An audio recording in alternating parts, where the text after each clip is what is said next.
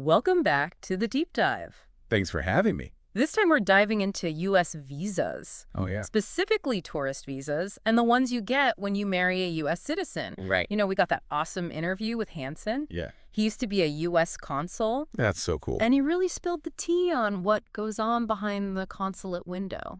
It's amazing to get that insider perspective. Oh, right. It's like a whole world we never get to see. Exactly. So much mystery surrounds the visa process. There's no any rumors and anxieties. Yeah, so let's just jump right in. Okay.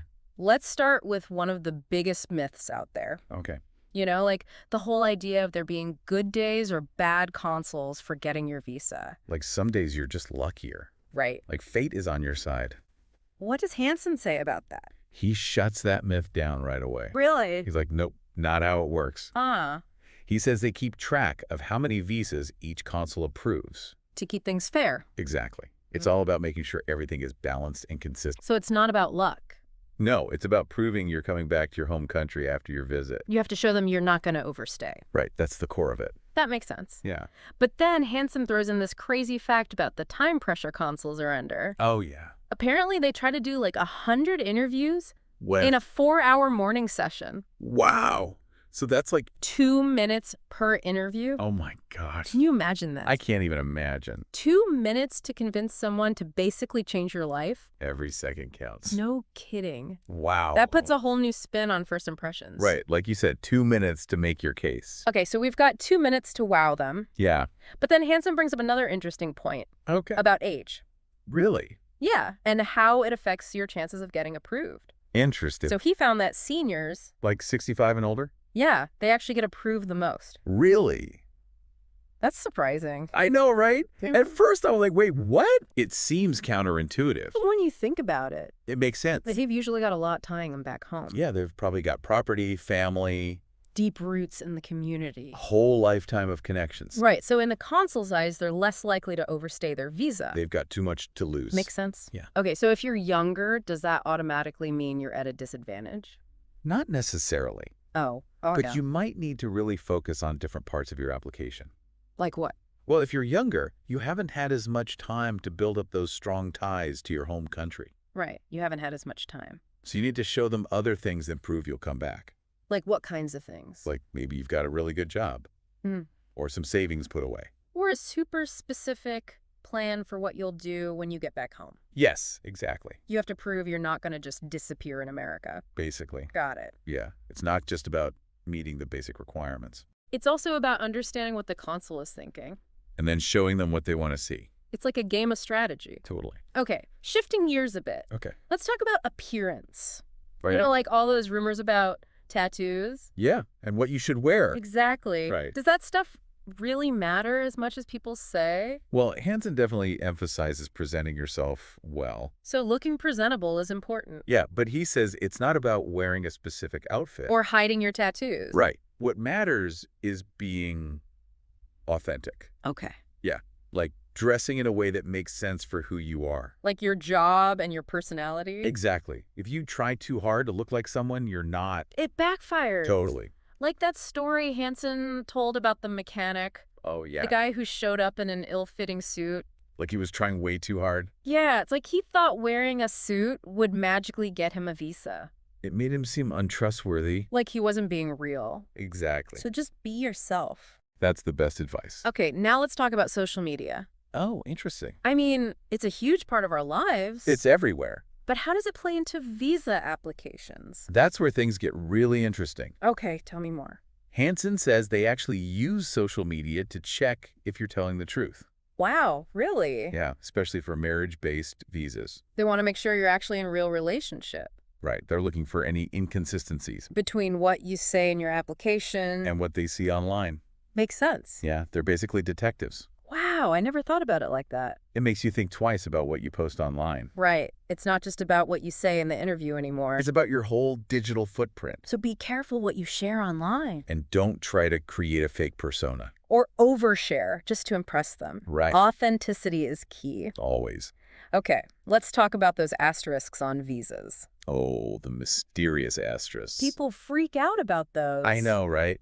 Like they think it means you're more likely to overstay. But Hanson says that's a myth. Really? Yeah, he thinks they're probably just automatically generated by the system. Hmm. Maybe because of common names or something. Or facial recognition matches? Could be. The main point is the consul doesn't put them there on purpose. Right. It's not a judgment on your case. So if you see one on your visa, Don't panic. it's more of a technical thing. Then a red flag. Got it. Good.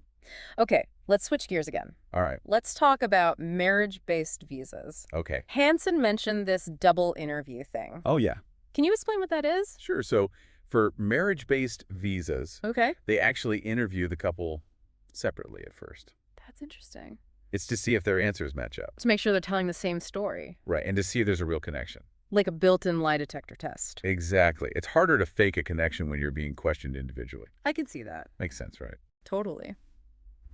Did Hanson show any good stories about those double interviews? Oh, he told a great one Tell me. about a couple who submitted photos. Okay. And the photos were obviously photoshopped. Oh, no. Like they were just awkwardly floating in a field of flowers. Oh, my God. It was so bad. People actually try that. You'd think they'd know better. Seriously. It just shows you how important honesty is. Yeah, you can't try to trick the system. It's not worth the risk. Absolutely. So yeah, honesty is key. Okay, so you get your marriage-based visa. Mm-hmm. Oh, okay. But what about transferring citizenship to kids born outside the U.S.? Right. Is that automatic? It's actually not as straightforward as you might think. Oh, really? There are rules about how long the U.S. citizen parent has to have lived in the U.S. Before their child can become a citizen. Exactly. Ah, I didn't know that. Yeah. And there's a big difference between biological parents and step parents. Okay. For biological fathers, they have to officially acknowledge that they're the father. And agree to financially support the child. Right. It's all about taking responsibility. Wow. So many layers to this. It gets complicated. So let's say someone gets denied a visa. Okay. What does Hanson recommend? Well, first he says don't just reapply right away. Unless something major has changed in your life. Right. Give it at least a year. To improve your application. And figure out why you were denied in the first place. They tell you why in the refusal notice, right? Exactly. Don't just toss it aside. It's like getting feedback. Yeah. Use it to make your application stronger. It's a learning opportunity. Exactly. You can turn a setback into a chance to improve. That's a great way to look at it. So don't give up hope. Right. There's always something you can do to improve your chances. That's good advice. I think so. This has been really helpful. I'm glad. I'm sure our listeners are going to get a lot out of this. Me too. We've covered a lot of ground today. Yeah, we have. From the basics of tourist visas To the complexities of marriage-based visas. and all the little details in between. It's a lot to take in. It is. But it's important information. Absolutely. Knowing how things really work can make all the difference. So true. So yeah, I think this has been a really productive conversation. I agree. And we've only just scratched the surface. There's so much more to explore. We'll dive deeper in part 2. Can't wait. It really is. So we talked about how consuls are on the lookout for anything that seems fishy. Yeah, anything that makes them think the marriage isn't real. What else raises a red flag for them? Hanson said a big age gap between the couple can be a concern. So if one person is much older, Right? it makes them wonder if it's a real relationship or just a marriage of convenience. Exactly. They want to make sure there aren't ulterior motives. Right. They're looking out for things like that. And it's not just age gaps, right? No. What about if there's a big difference in how much money each person makes? That could be a red flag too. Like if one person is really wealthy, And the other is struggling financially. it makes you wonder if the relationship is genuine. It's not about judging anyone's income. Right. That's just another piece of the puzzle. They're trying to get the full picture. Exactly. They want to make sure there's a real emotional connection. And that's where those separate interviews come in. Right. That's when they can really dig deep. What kind of questions do they ask? They want to know how the couple met, Oh, okay. what they do together. Their shared experiences. Right. And details about their families. They want to know if they actually know each other's lives. Yeah, like And their plans for the future. all those things that show how deep their relationship is. It's like they're trying to piece together a love story. Looking for those real moments. Yeah. Hanson even said sometimes he would ask about little things, Like what? like each other's favorite food or color. Really? Yeah, just to see if they know those basic things about each other. That's interesting. It might seem random, It does. but those little details can tell you a lot. If you've been with someone for years. You should know their favorite color. So yeah, it's all about showing that you genuinely know each other. And that brings us back to honesty. It's so important. Don't lie on your application. Or try to hide things. It's just not worth it. They'll find out eventually. The U.S. government is pretty good at that kind of thing. They have ways of checking. So if you get caught in a lie, It could ruin your chances of getting a visa. you could even get banned from entering the country. It's a big risk. So be honest. And work with an immigration attorney. They can help you present your case in the best way possible. Exactly. Okay, so what if you do everything right? Okay. You're honest, You have a strong application. but you still get denied. That's tough. What then? Hanson says read the refusal, notice carefully. That's the letter that tells you why you were denied. Right. It's not just a rejection. It's like a guide. It shows you what you need to fix. Exactly. Use it to your advantage. Make your application stronger. And try again. Don't give up. It's a chance to learn and grow. I like that. So we've talked about getting a visa. Right. But what about becoming a U.S. citizen? Oh, that's a whole other process. I know, right? It's not automatic. Just because you marry a U.S. citizen. Doesn't mean you become one too. Right. There are steps you have to take. So let's break it down. Okay. What's the first thing you have to do if you want to become a U.S. citizen through marriage? Well, the U.S. citizen's spouse has to file a petition. A petition? Yeah, it's a formal request. Oh, okay. They file it with U.S. Citizenship and Immigration Services. We call that USCIS. Right. So this petition is basically saying, hey, we're married and we want my spouse to be able to live here. Exactly. And it's the first step towards getting a green card. Which is the first step towards citizenship. Right. It's a process. And this petition requires proof that the marriage is real, right? Oh, yeah, definitely. Not just a marriage certificate. Right. They want to see photos. Joint bank accounts. Yeah, things like that. Things that show you're actually living a life together. They want to make sure it's not a fake marriage. Just for a green card. Exactly. So they scrutinize those petitions pretty carefully. They have to. So once the petition is approved, Okay. what's next? If the couple lives in the U.S., Okay. the foreign national spouse can apply for a green card. That's the adjustment of status thing I've heard about? Right. It sounds complicated. It's a lot of paperwork. And you have to go to an interview. With a USCIS officer. So another interview. But this time, it's with USCIS, not the consulate. And what happens at that interview? They check all the information on your application. Okay. And they ask you questions about your marriage. To make sure it's real. Right. And to see if you're eligible for a green card. So what are some of those eligibility requirements? Well, obviously you have to be married to a U.S. citizen. Okay. But there are also rules about your criminal history, Okay. your health. And how you entered the U.S. It's not always easy to get a green card. Even if you're married to a U.S. citizen. It's a privilege, not a right. And they can deny your application if you don't meet the requirements. Exactly. And how long does it take to get a green card? It varies. Oh, okay. It depends on your situation. And how busy USCIS is. Right. And sometimes they do extra background checks. It can take a while. So be patient. It's a process. And getting a green card doesn't automatically make you a U.S. citizen, right? Right. That's a common misconception. It's just the first step. It's a big step. But it's not the final one. There are more requirements you have to meet. Like what? Well, you have to live in the U.S. for a certain amount of time. How great? Usually 3 to 5 years. Okay. And you have to be a good person, They call that good moral character. right? No serious crimes. And you have to pass some tests. A civics test and an English test. The civics test is about U.S. history and government. Right. And the English test is to make sure you can communicate. It's all about making sure you're ready to be a citizen. And then you take an oath.